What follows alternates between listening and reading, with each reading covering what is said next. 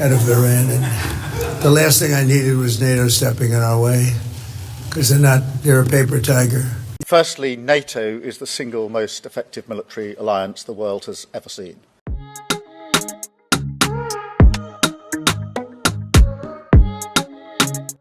Joining us now is former Ambassador to Ukraine, William Taylor. Ambassador, thank you for joining us. I want to start with just that headline. The president calling NATO a paper tiger. The criticism is not new from him, but the signaling of a possible withdrawal would be. What's your reaction to that escalation in rhetoric?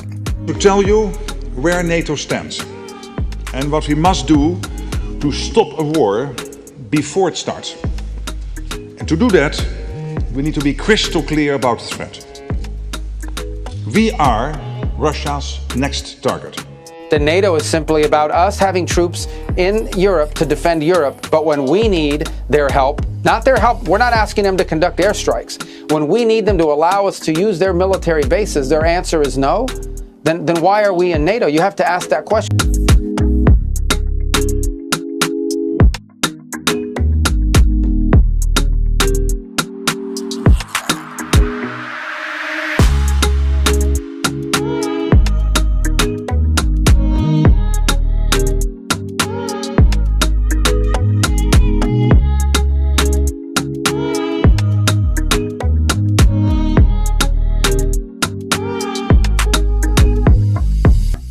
When you look beyond the official statements, the reality of NATO is far more complex.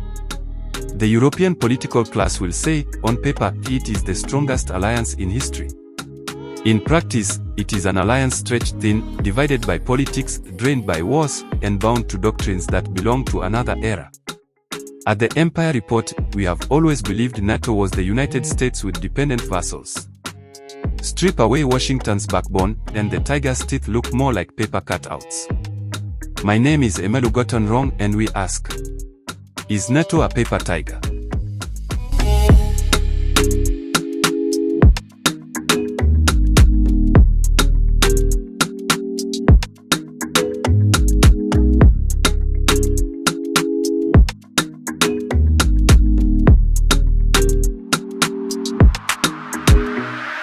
To understand NATO today, we must return to its birth.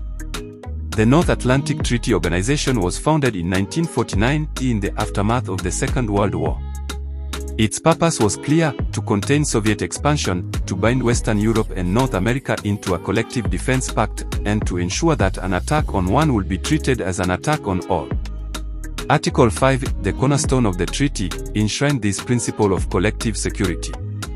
At its core, NATO was designed as a shield against Moscow. The United States provided the military backbone, while European nations offered legitimacy and geography. Together, they formed what was called the West's Military Alliance. For decades, NATO's existence was justified by the Cold War, a world divided into two blocks, with Europe as the front line.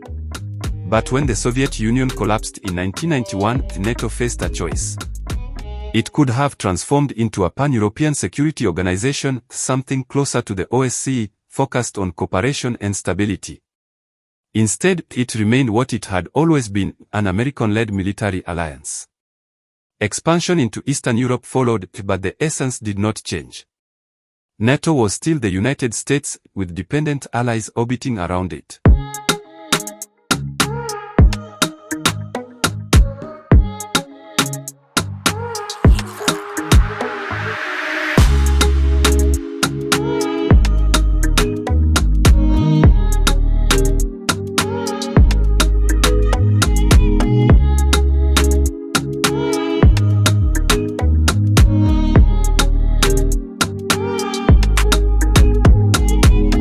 On paper, NATO is formidable.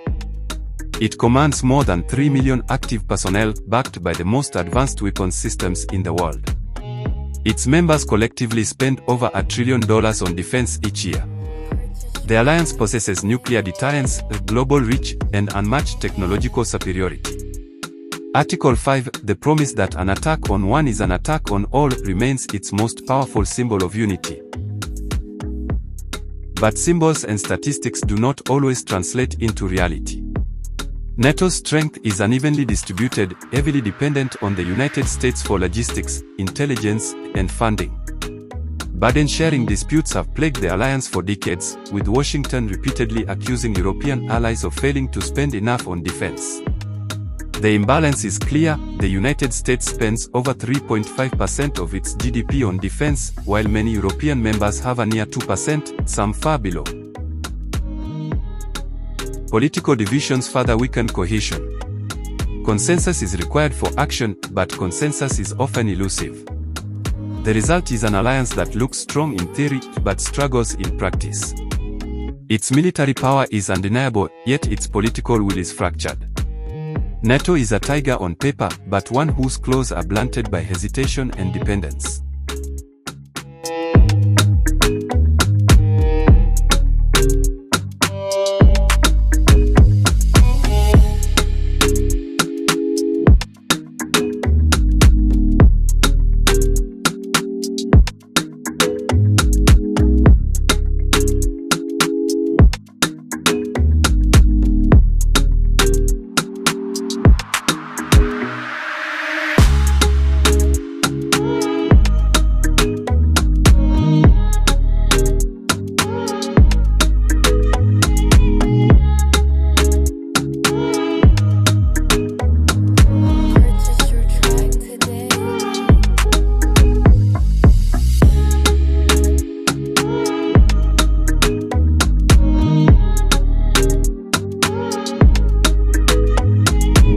If NATO's strength on paper is impressive, its unity in practice tells a different story. The alliance has been tested repeatedly over the past decade, and each test has revealed the same pattern: hesitation, division, and a growing imbalance between American expectations and European capabilities. The United States has grown increasingly cold in its commitment. Washington complains that its own stockpiles are dangerously low after years of supplying Ukraine, while European allies still struggle to meet even the minimum 2% spending guideline. And when new crises erupt, the strain becomes impossible to ignore. During the recent escalation in the Middle East, weapons originally destined for Ukraine and NATO allies were diverted to the region. The United States asked European nations to send air defense systems to support operations there, but most refused. They either held on to their limited stockpiles or redirected them to Ukraine instead. The message was clear: Europe cannot stretch itself across multiple theaters. And beneath this political tension lies a deeper problem. European NATO members have already drained their own arsenals to support Ukraine. Years of underinvestment left their stockpiles thin, and now they face the enormous cost of rearming at speed and scale. Only now are governments beginning to understand what that truly means, financially, industrially, and politically. This is not the image of a confident, unified alliance. It is the image of a bloc pulled in different directions, struggling to balance its commitments, and discovering the limits of its own capacity.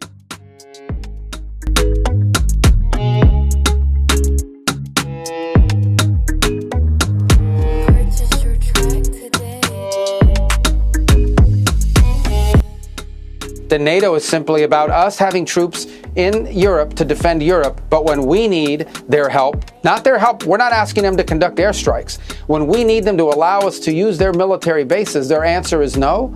Then why are we in NATO? You have to ask that question. Even if NATO could overcome its political divisions, it faces another problem: its doctrine. The alliance was built for a world of tanks, jets, and massed formations. But the battlefield has changed. Drones, cyber warfare, and precision strikes now dominate the fight. NATO's playbook still reads like it was written in the 1980s. In Ukraine, the lessons are stark. Drone operators dismantle armored columns that would once have been considered unstoppable. Cheap, expendable machines now destroy assets worth millions. The old logic of deterrence, that strength prevents attack, no longer holds when technology can neutralize strength in seconds.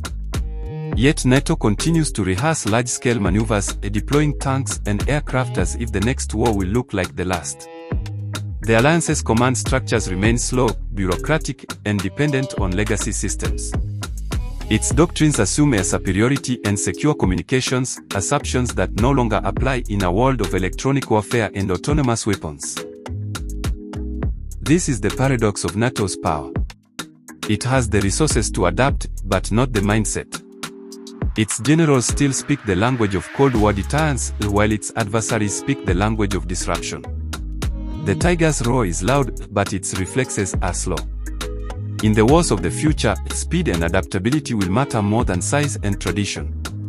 And unless NATO rewrites its doctrine for that reality, it risks becoming exactly what critics call it, a paper tiger roaring at ghosts. So what do you think?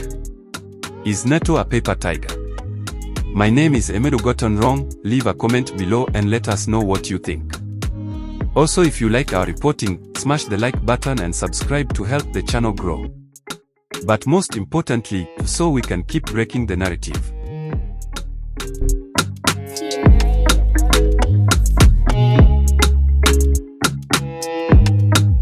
People for people. People for people.